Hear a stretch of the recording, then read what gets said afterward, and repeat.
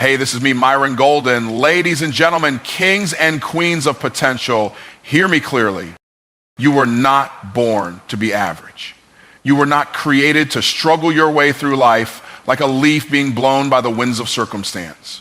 You were designed, destined, and divinely equipped to dominate your environment, to create change, and to leave a legacy that echoes in eternity. But here's the truth. Potential is worthless without pressure. Diamonds are formed under pressure. Steel is hardened by fire. And champions are forged by force, not comfort. Potential is one of the most over-celebrated qualities in our culture. From the moment we're young, people point to it like it's the ultimate validation. You've got so much potential. You could be great someday. And while that may feel good to hear, the truth is potential by itself is completely useless. It's a seed with no soil, a blueprint with no builder, a vision with no movement. It doesn't matter how much potential you have if you never put it under pressure. Pressure is the divine process that activates what's dormant inside of you. You can sit around dreaming about greatness for years, but unless you step into uncomfortable, high-demand situations, you'll never unlock the strength, creativity, or clarity that your potential holds. It's only when you're tested, when you're stretched, when you're challenged to your limits, that your potential gets converted into real capacity. Think of a lump of coal. It's full of potential. But unless that coal is placed under intense pressure and heat, it never becomes a diamond. And yet most people spend their lives avoiding pressure. They want ease, they want comfort, they want peace without process. But greatness is forged, not found. And forging requires fire. You don't know how much power you actually have until life requires you to use it. That's why the people who achieve the most in life aren't always the smartest, the strongest, or the most connected. They're the ones who are willing to submit to pressure. They're the ones who embrace difficult situations as training grounds for transformation. While others run from challenge, they run toward it. Pressure is the environment where discipline is born. You don't develop self-control when things are easy. You develop it when everything inside of you wants to quit, and you force yourself to keep going. That moment of resistance, when your comfort is on one side and your calling is on the other, that's where potential begins to evolve into power. So many people pray for strength, not realizing that strength comes through strain. You don't get stronger by talking about your muscles. You get stronger by pushing against something heavy. Pressure is not a punishment. It's a prerequisite. The weight is not there to crush you. It's there to condition you. Pressure also reveals what you believe about yourself. When you're under stress, when deadlines are closing in, when resources are tight, when the stakes are high, that's when the real version of you shows up. You discover if you truly believe you're capable, or if you've just been reciting affirmations with no conviction. Pressure strips away the noise and exposes the truth. Most people try to pray the pressure away instead of leaning into it. They ask God to remove the challenge instead of asking Him to give them the strength to rise through it. But growth doesn't come from avoidance. It comes from alignment, aligning your action with your assignment, even when that action is uncomfortable. Pressure teaches you how to focus. When everything is on the line, you stop entertaining distractions. You start to value your time, your energy, your associations. You begin to cut away what doesn't serve your purpose because pressure demands clarity. It forces you to identify what matters most. In the pressure zone, your skills are refined. Your decision-making sharpens. You no longer have the luxury of indecision. You learn to trust your instincts. You learn to move with purpose. You develop an internal rhythm that no one can give you. It only comes from experience, from pushing through resistance over and over again. Pressure forces your potential to come out of hiding.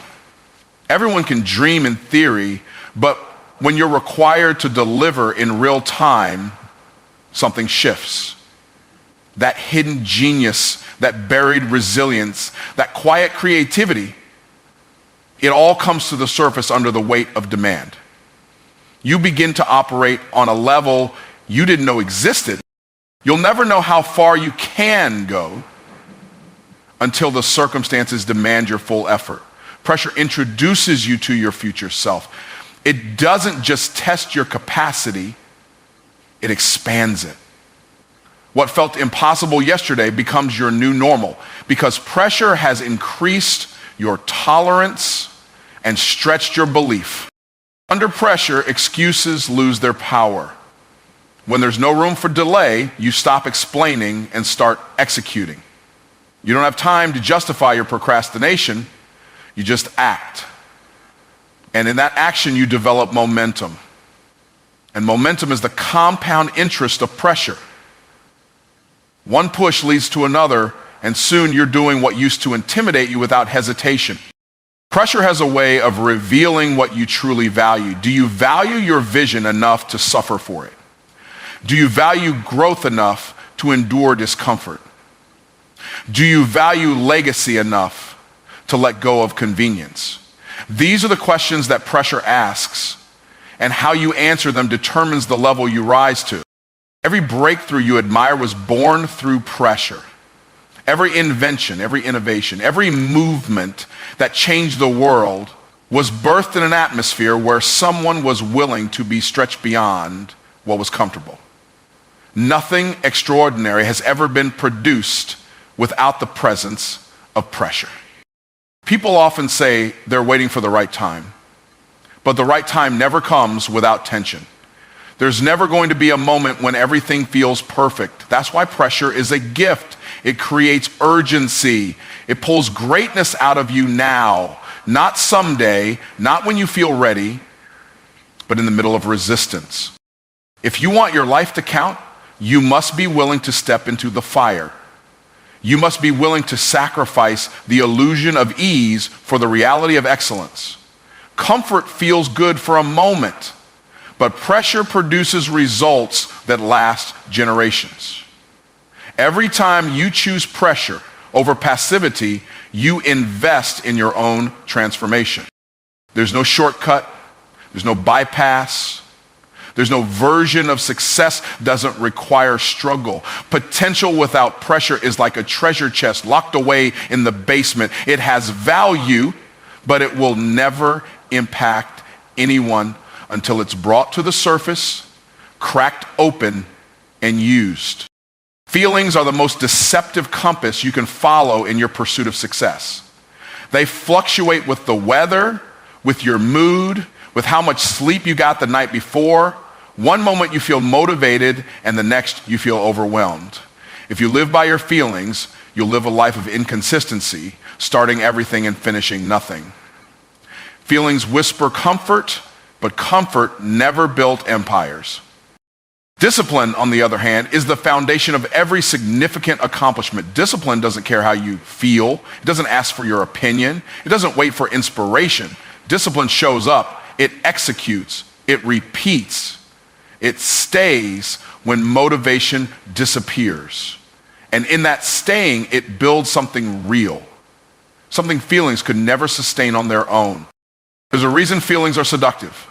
They make you believe that avoiding hard things is protecting you, but it's not protection, it's paralysis.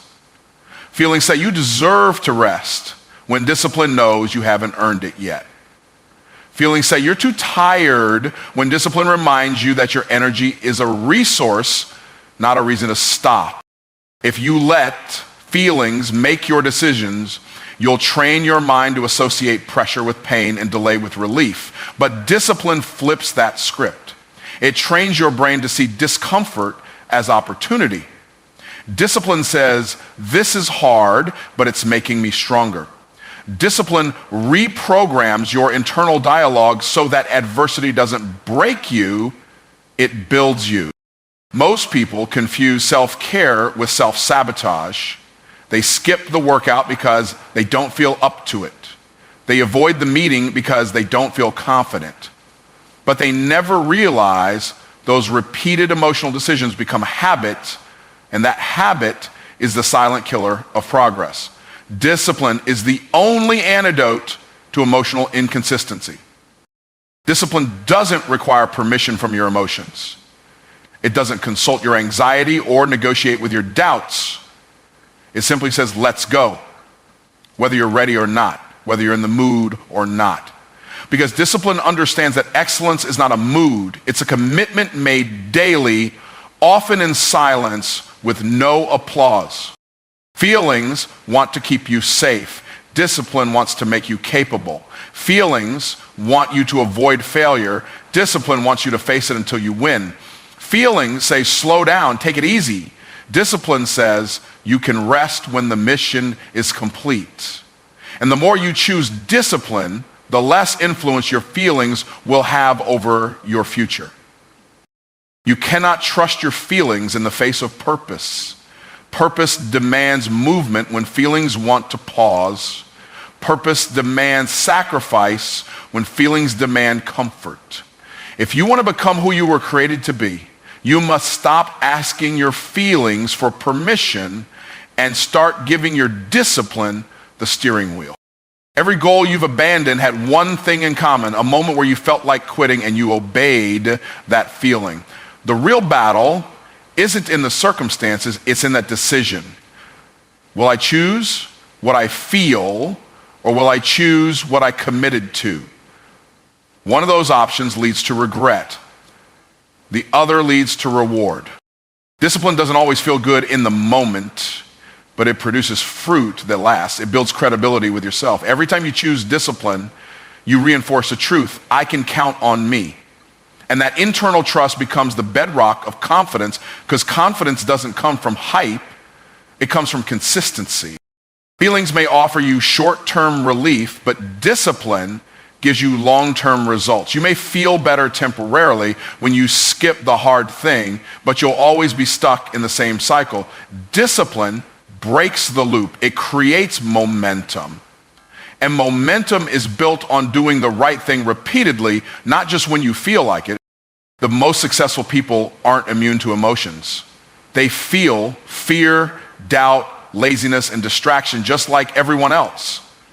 The difference is they've trained their discipline to be stronger than their feelings. They've practiced choosing what aligns with their purpose over what aligns with their present mood. Discipline is like a muscle. The more you use it, the stronger it gets. At first, it may feel like you're forcing yourself. You are. But eventually, the discipline becomes automatic. It becomes a part of your identity. And when that happens, feelings lose their control over you because you're no longer ruled by temporary states. You're governed by eternal standards. People often wait for motivation to act. But waiting for motivation is like waiting for a spark in a storm. It's unreliable. Discipline doesn't wait. It creates momentum through motion. Once you start moving, your feelings begin to catch up. And over time, discipline changes your emotional chemistry. What used to feel hard becomes your new normal. Your emotions will always present excuses wrapped in logic. It's not the right time. You're too tired. You've already done enough today. But if you listen closely, you'll realize those excuses are fear in disguise. Discipline, however, sees through the noise. It doesn't need to feel ready to begin. It just begins. Feelings make promises they don't keep. They say you'll feel better tomorrow, but tomorrow looks exactly like today. Discipline doesn't make empty promises. It delivers results. It builds day by day, layer by layer, choice by choice. It may be invisible at first, but eventually the evidence becomes undeniable. If you rely on feelings to guide your life, you'll always live in reaction. Discipline allows you to live in creation. Instead of reacting to mood swings and emotional dips, you build a life based on principles, on truth, on vision. Discipline puts you in the driver's seat, no longer a passenger of emotional unpredictability. The longer you practice discipline, the more you realize it's not about restriction, it's about liberation. You're not depriving yourself, you're freeing yourself from the bondage of inconsistency, distraction, and stagnation. Discipline gives you your time back. It gives you your focus, your power, your future. Feelings take. Discipline gives. And that difference changes everything. Intention is where dreams begin. It's the seed of every vision, the place where ideas are born. Everyone has intentions. Everyone has thoughts about changing their life, starting a business, getting fit, writing a book, healing a relationship, or stepping into their purpose. But intentions, no matter how pure or powerful, mean nothing without movement. They are thoughts with no structure, plans with no push, blueprints with no building. The real problem is not that people lack goals. It's that they never develop the force required to bring those goals into reality. Force is the missing piece between what you want and what you actually get. It's the internal power that transforms a wish into work, a hope into hustle, a plan into performance. Without force, all you're doing is fantasizing. Force is not about aggression. It's about decision. It's about applying pressure to your life in the direction of your purpose. Intention alone is passive. It waits, it imagines, it dreams, but force steps in and says, enough planning, now we move. It disrupts your patterns of hesitation and demands action where you've been avoiding responsibility. Many people confuse waiting for the right time with being wise, but often that waiting is just fear in disguise. Intention feels safe. It's clean. It's exciting. You can talk about it, write it down, share it with friends, but execution is messy. It's inconvenient. It costs you time, energy, and comfort. That's why force is necessary, because without it, you'll choose intention over execution every time. Force doesn't ask for permission from your emotions. It doesn't need the circumstances to be perfect. Force moves in spite of delay. It challenges resistance. It pushes through fatigue, confusion, and fear. It is the active commitment to act regardless of how you feel. It says, I'm doing this, not because it's easy, but because it's essential. There will always be a gap between what you know you should do and what you actually do. That gap is filled by force. It's the engine that drives your body into alignment with your goals. It's the voice that says, get up when you'd rather stay in bed. It's the hand that opens the laptop, makes the call, hits the gym, writes the page. It's the only bridge that gets you from talking to doing. The longer you stay stuck in intention, the harder execution becomes. The more you think without moving, the more fear grows. The more you analyze without acting, the more paralyzed you become. That's why force is not optional, it's vital. Without it, you'll build a habit of hesitation that will rob you of every breakthrough you're meant to experience. Force creates movement, and movement creates clarity. Too many people wait to feel certain before they act. But certainty doesn't come first. Action comes first. Clarity shows up in the process. As you move, you learn. As you apply force, you gain feedback, and that feedback refines your execution. But it all begins with force. There's a reason high performers don't rely on mood. They understand that force is a discipline. It's the decision to obey your vision when your feelings offer excuses. It's the practice of choosing progress over passivity. And like a muscle, the more you use force, the more natural it becomes. It won't always feel like pressure. Eventually it becomes your new pattern. Force builds momentum. And momentum is one of the most powerful assets you can possess. When you're in motion, you bypass the resistance that usually comes at the starting line. One forced action today can spark a chain reaction of decisions that move you forward faster than any amount of planning ever could. Force is the reason some people seem unstoppable. It's not because they're more talented or more fortunate.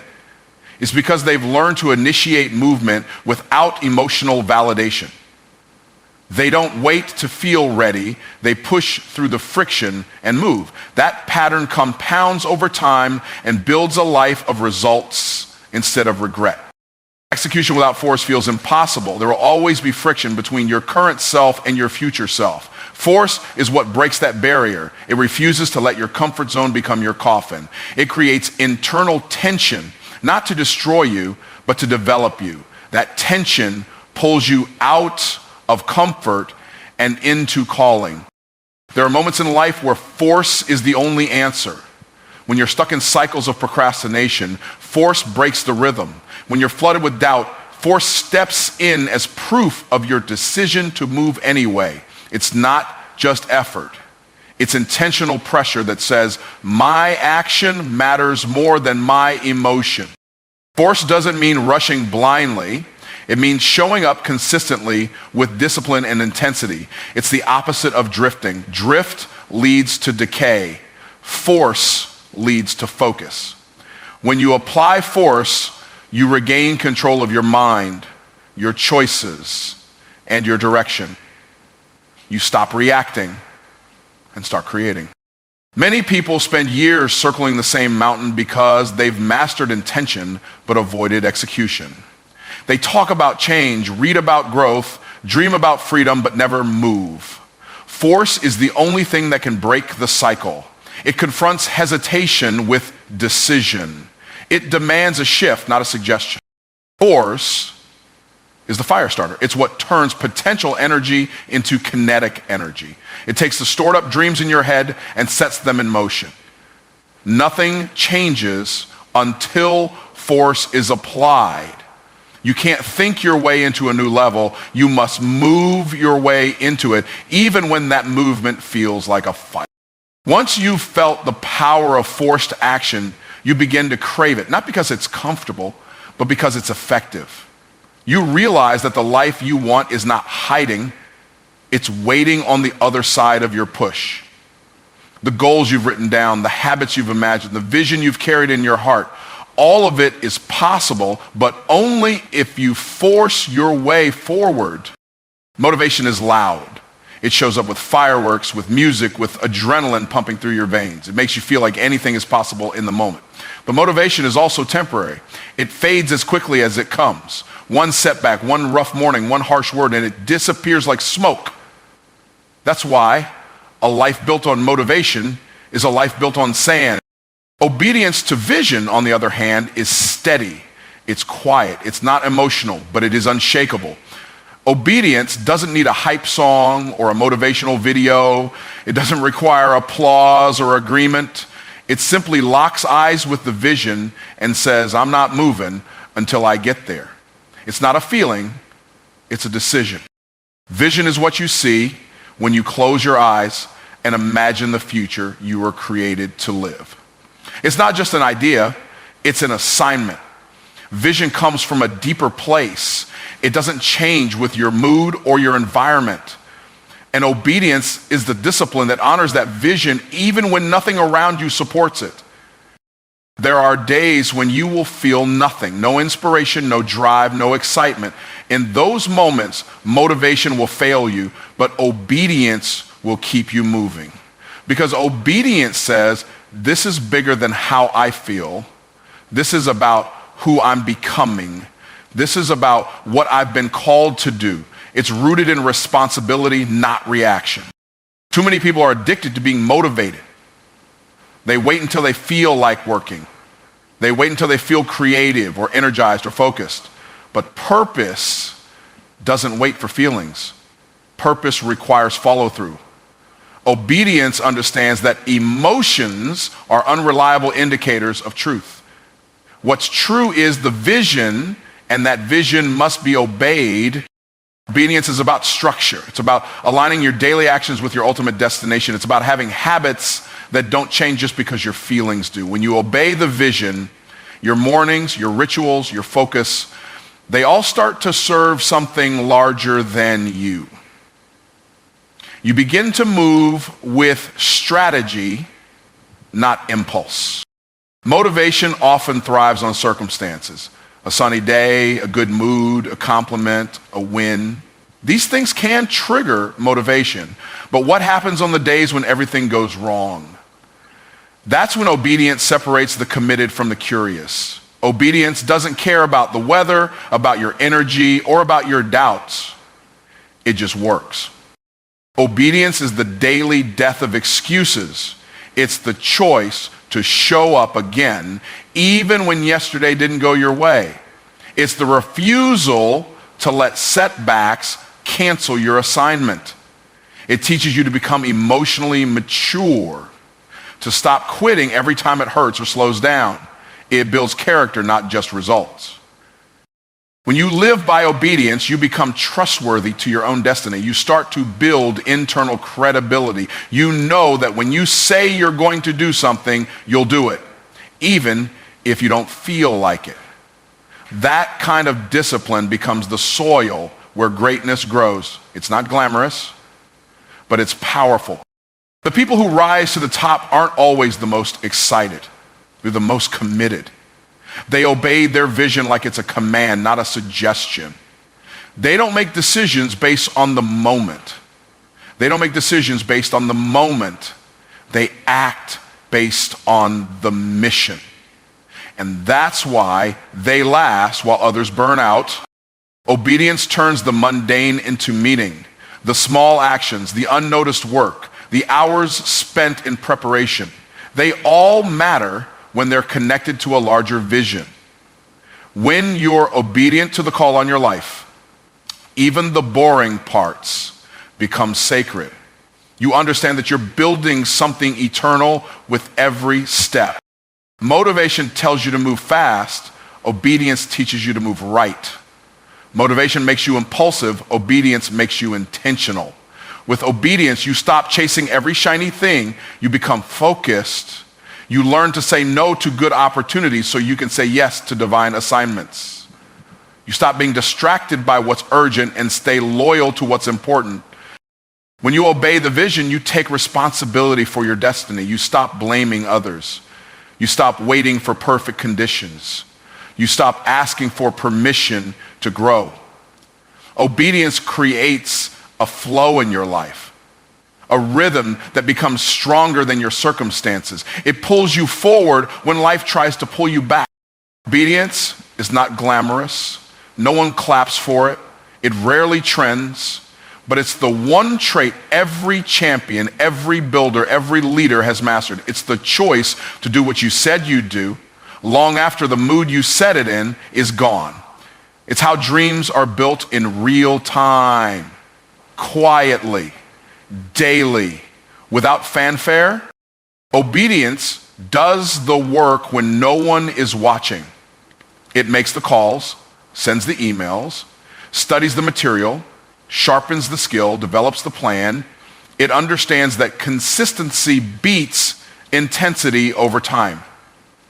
That finishing matters more than starting. That discipline is the difference between talent and transformation. When motivation dies, obedience remains. That's why the obedient finish what the motivated only start. The obedient become leaders while the motivated stay followers. The obedient fulfill vision while the motivated chase feelings. It's not about being the most fired up. It's about being the most faithful. There will be moments when vision feels distant and the path feels unclear. But obedience doesn't need to see the whole picture. It just needs to take the next step. It trusts the vision enough to act in the dark. It moves forward even with trembling hands. It walks when motivation would quit. Vision is not fulfilled by those who are excited. It's fulfilled by those who are aligned. Alignment requires obedience, not to people, not to trends, but to the inner call that refuses to be silenced. The call that wakes you up early and keeps you up late. The call that demands progress, not perfection. The call that commands you to obey whether or not you feel like it. Every single day, there is a wall standing between you and your purpose. It's not made of bricks or stone. It's made of excuses, emotions, and hesitation. It doesn't shout or scream. It whispers just loud enough for you to hear, I don't feel like it. That wall is invisible to others, but you know it's there. You face it when the alarm goes off, when it's time to follow through, when your comfort collides with your calling.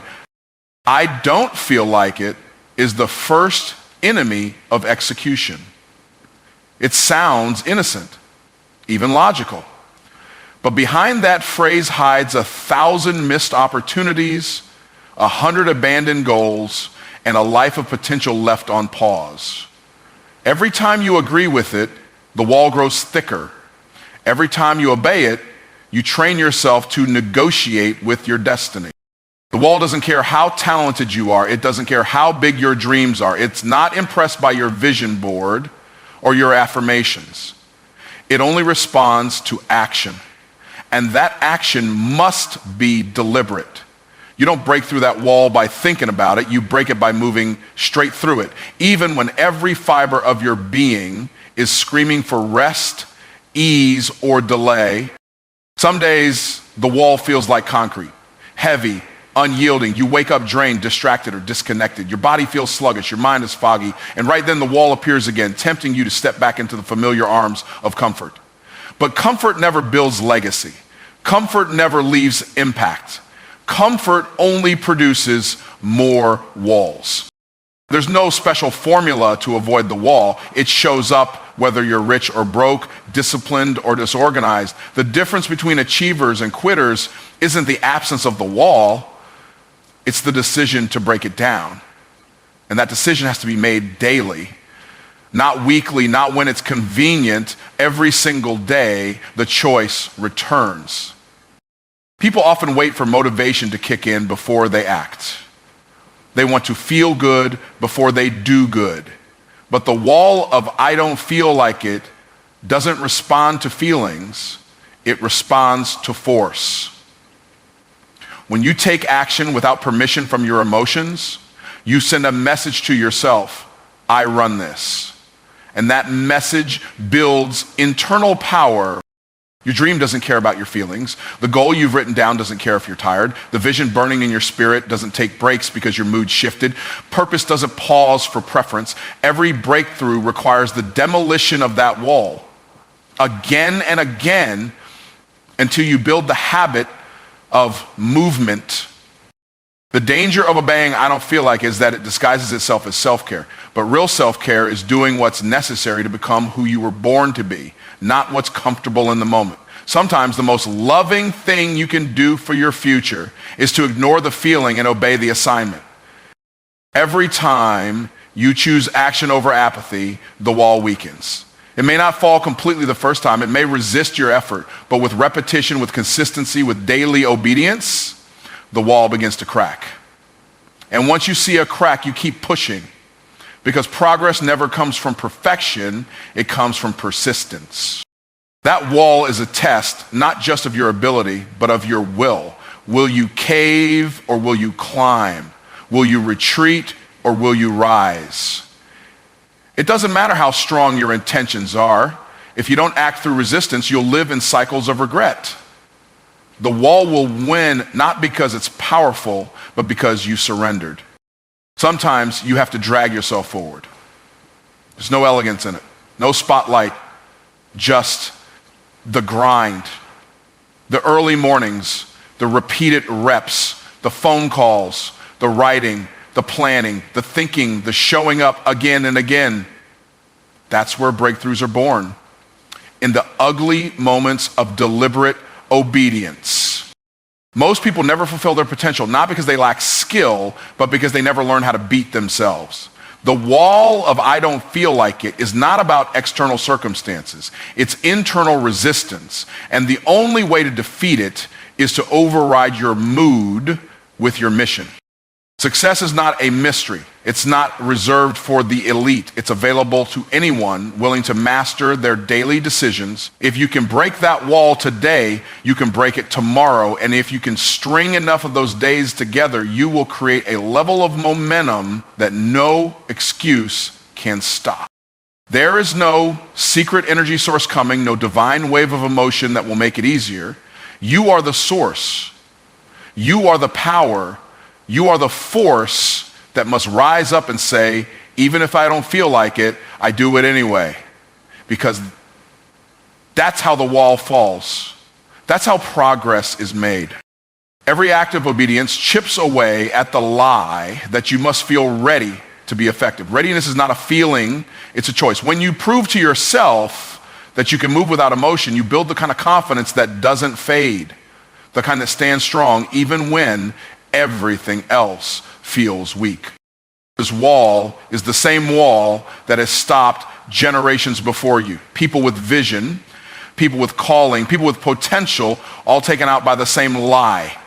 I'll do it later. I'm too tired. I'll wait for the right time. But the right time is never promised. Only right now is. The most powerful life you can live is the one where you move with integrity, not impulse. Where you show up even when your mind resists and your emotions rebel. That's not easy, but neither is regret. And if you're going to feel pain either way, you might as well feel the pain of progress. You might as well break the wall. Success has never belonged to the ones who simply wished for it, talked about it, or dipped their toes in when it felt good. Success has always and only bowed its head to the committed, the ones who made a decision that no matter what came against them, they were going to finish what they started. The committed are different. They don't chase comfort, they chase calling. They don't look for easy, they look for necessary. Comfort is seductive, but it never delivers anything of lasting value. Comfort whispers soft promises. It tells you to rest a little longer, to wait until the timing feels perfect, to avoid the hard conversations and the heavy lifting. But the road to success is paved with discomfort, with early mornings and late nights, with setbacks that test your grit and days when quitting seems reasonable. The comfortable bow to resistance, but the committed break through it. Comfort seeks relief. It wants to avoid pressure. But pressure is part of the process. Pressure refines. Pressure purifies. Pressure develops the internal strength required to carry the weight of real success. The committed understand that discomfort isn't the enemy. It's the environment where champions are made. They don't run from it, they embrace it. Be committed means doing it when you're tired, doing it when you're uninspired, doing it when no one claps, when no one believes, and when nothing seems to be working. Commitment isn't loud, it's not flashy. It's silent dedication behind closed doors when no one is watching and no rewards are promised. The comfortable wait for motivation. The committed build discipline. Comfort says, let's take it easy today. Commitment says, we do it anyway. Comfort says, maybe tomorrow. Commitment says, right now. Every decision is a brick. Every brick builds a life. And only those who lay those bricks daily, whether they feel like it or not, will ever walk through the doors of real success.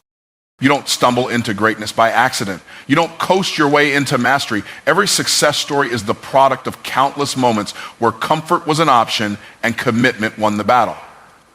The people at the top didn't get there because it was easy. They got there because they refused to back down even when comfort begged them to.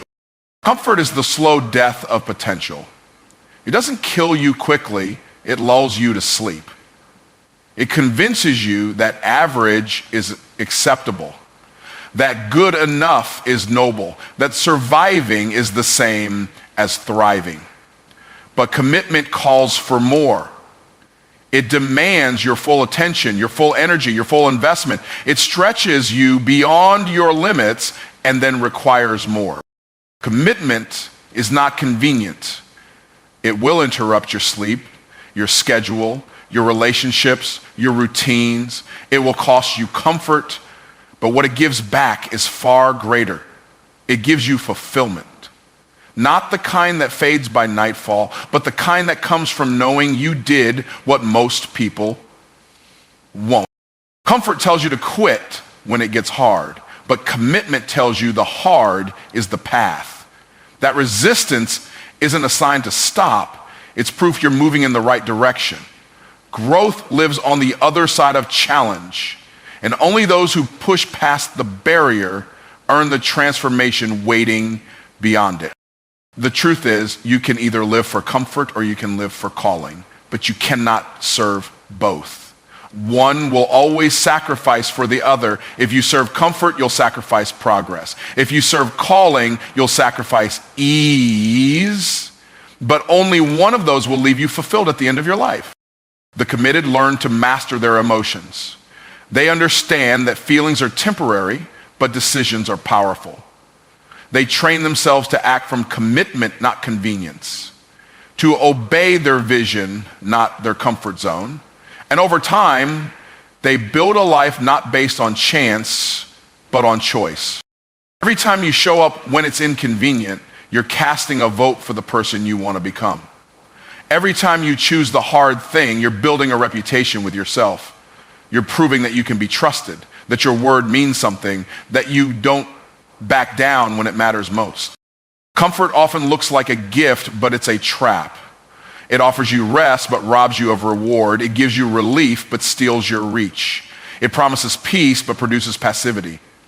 Commitment offers none of those quick fixes, but it delivers something comfort never can. A life of impact, of meaning, of legacy. The committed don't ask, is this easy? They ask, is this right? They don't choose the path of least resistance. They choose the path of purpose. Because purpose isn't always comfortable, but it's always worth it. The reward doesn't come to those who avoid pain. It comes to those who endure through it. You'll never reach the highest version of yourself without sacrifice. The person you're called to be cannot coexist with a lifestyle built around ease. That version of you is only accessed through fire, through pressure, through stretch. Comfort can't take you there, only commitment can. Comfort has a lot of friends. It's popular. It's celebrated. It's normal. But normal isn't what you were made for. You were made for more, and more always costs something. The comfortable pay nothing, but they gain nothing. The committed pay everything, but they gain it all. When you look at the gap between where you are and where you want to be, ask yourself what you're serving, comfort or commitment, because that choice will determine everything, not just what you achieve, but who you become, not just what you accomplish, but what kind of legacy you leave behind.